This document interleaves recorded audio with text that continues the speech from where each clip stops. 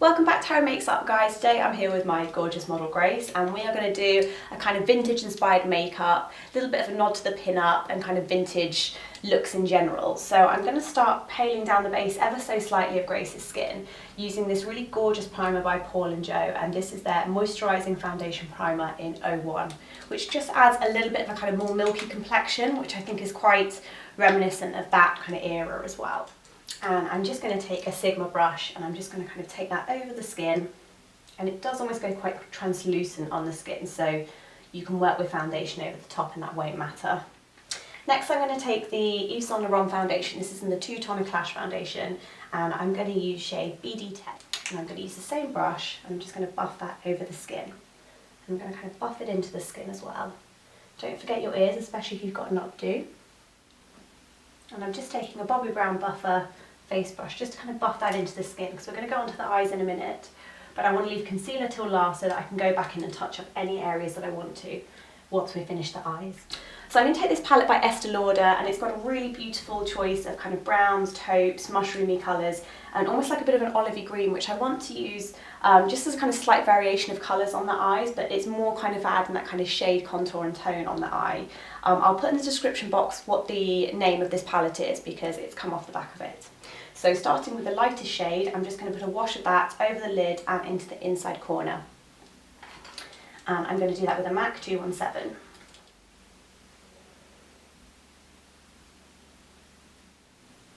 But you still want that pop of highlight on the inside of the eye. Next I'm going to take a bit of Laura Mercier Eye Basics, and I'm taking the colour Cotton, and I want to take this over the top of the gold we've just done on the eye, just so that it kind of has more of a skin tone on top of the eye, but the gold shines through it ever so slightly, more of like iridescence rather than kind of sparkly eye. So I'm just going over the top with this from the bottom of the lid and blending upwards. You just want that to look really seamless. Then taking the same palette, I'm going to mix a little bit of the kind of, I would call it like an olivey mossy green, and the kind of tan colour, just to put a little bit of shadow through the socket, more for kind of a definition on the crease more than anything. So just pat those two together and then swirl them around on the back of your hand so you take the excess off. So if you do this looking straight ahead, it's always easier to find kind of the best place to pop the shadow into the crease.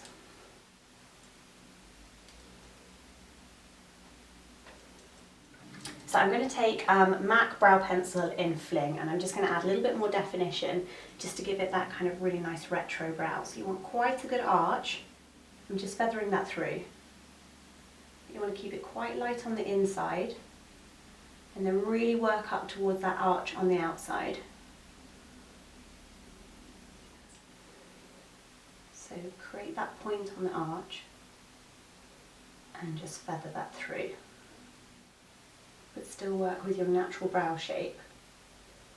I'm now going to do a black gel liner just across the top of the eyes, and I'm going to take the Maybelline Studio Drama one, and I'm also taking Real Technique silicone eye brush.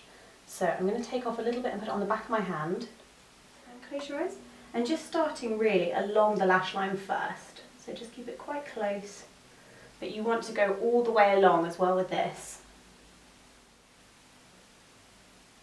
and thicken up towards the outer corner.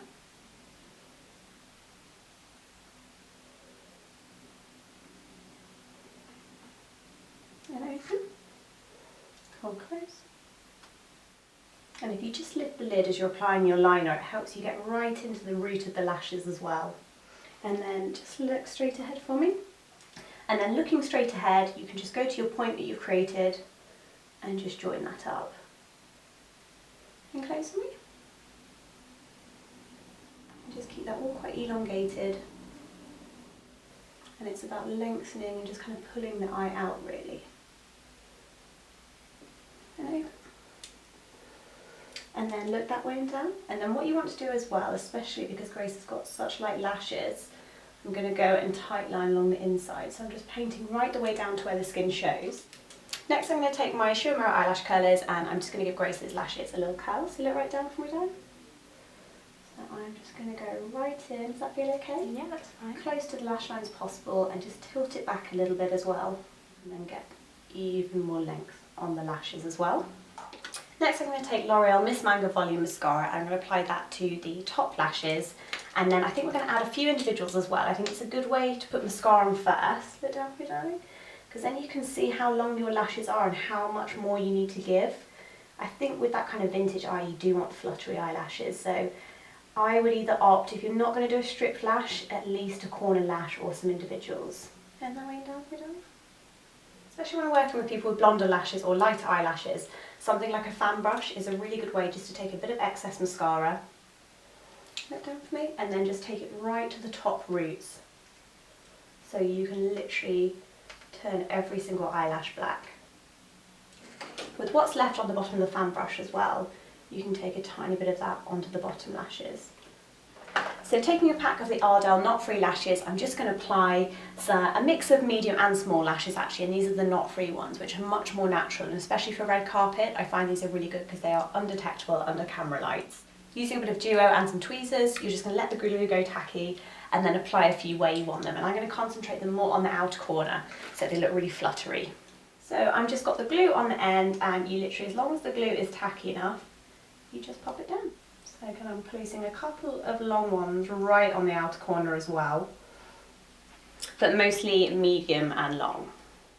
So I'm just going to layer a few on top of each other as well, just to get that flutteriness, but it still look just like gorgeous natural lashes.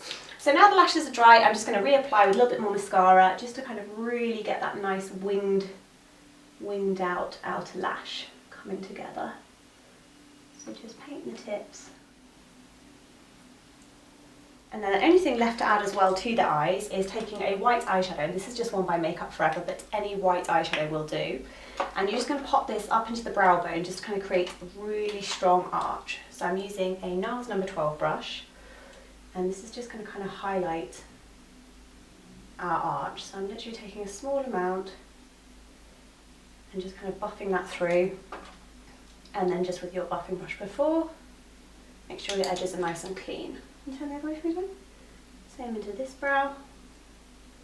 Next I'm going to take a little bit of the Nars Creamy Radiant Concealer, and I'm going to mix number 1 and number 2 together. And I'm going to put this around the eye and anywhere that might need a little bit of extra coverage. So anywhere else, if there's a little bit of redness still coming through, you can use that there too. And I'm just going to take a Zoeva Concealer Buffer Brush as well. And I'm just going to blend that on the back of my hand. And look up for me, darling. And you just want to use this to kind of naturally highlight as well.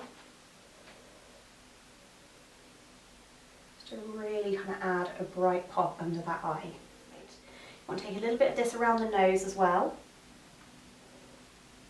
And before I powder, I want to add a little bit more luminosity to the skin. So I'm going to take Becca Shimmering Skin Perfector, and this is in Pearl, just to put down the cheekbones on top of the highlight we created with the concealer. And I'm going to take a Japanese brush for that as well. So just on the back of my hand again, I'm just going to apply a little bit and blend that up towards the brow bone. And I think this gives it a little bit more of a modern touch as well, because anything more kind of from those eras would have been a lot matter. But I think it's nice just adding a little bit of a kind of modern finish to the top of the cheekbones. And just buff that through and just blend with your finger if you need to. A little bit on the tip of the nose and a little bit on top of the lip as well. Next I've got a really beautiful product by a company called Besame, which is actually based in the United States, but you can buy it here from what Katie did in England, and you can buy it online as well. And it's based on cosmetics from kind of the eras of the 40s and 50s, and you can see it's this beautiful crimson colour. Now this may look very scary to some people, but you will need the smallest, tiniest amount of this to get that proper kind of nice bright Betty Page rouge effect. I'm going to take a stipple brush, and I'm just going to put a little bit on the stipple brush first, and then I'm going to work it into the back of my hand, so you get this really nice kind of rosy colour rather than being kind of a scary bright red colour. So just mixing onto the back of your hand first, and then I'm just going to take that and I'm just going to work it into the cheeks with the stipple brush, but I'm just going to use it almost contouring a little bit with this blush, but you just need to make sure that it really does blend into the skin seamlessly. And whether you've got darker skin tone or lighter skin tone, this really will be adaptable to every skin tone. So onto lips, and I think there's lots of ways you can do the kind of classic red lip, especially if you're kind of doing vintage pin-up red. I think the most famous one is probably the Ruby Roo by MAC, which I do love. However, there are other things that I also love, and I think if you wanted something that's not as high-end, Max Factor do a really nice red, which is called Ruby Tuesday. And this is kind of like a nice pinky red, but it still has that kind of retro feel to it. And it's more of a satin finish. To start with, I'm going to line the lips with a little bit of MAC Cherry Pencil. And I'm just going to start kind of in the middle of the lip. And I'm going to add a little bit of colour, just sort of like to map out the lip that I want to make with this. And I'm going to start going over the top of the lip. And I'm going to increase the size a little bit so that it gets to this point, and then you can just blend it in with your brush just to kind of check the shape before you finish with your final lacquer on top. So then I'm going to go in with this gorgeous Sephora colour, and this is in 01. I'm going to use it pretty much straight from the bullet and then just kind of tidy up with the brush. So it's just such a gorgeous true red. And you can kind of blot it if you want when it's on you, but I think once you've done a lip pencil shape, you kind of want to just work with the shape you've already got and try not to blot it so you don't ruin your shape. And then just using a lip brush, just take a little bit off the actual applicator just to kind of tidy up around the sides. To finish, I'm going to use a little bit of the Nars Translucent Crystal Powder, which comes out clear when it's on the skin, but it still has a little bit of a glow in it. So it's not a kind of sparkly glow, but you just want to take down any areas that you kind of want to just give a little bit of mattifying to, but still with that nice glow. So thanks for watching, guys. That was your vintage inspired makeup. I'd love to see if you guys try the look as well. Instagram me at Harry Makes It Up.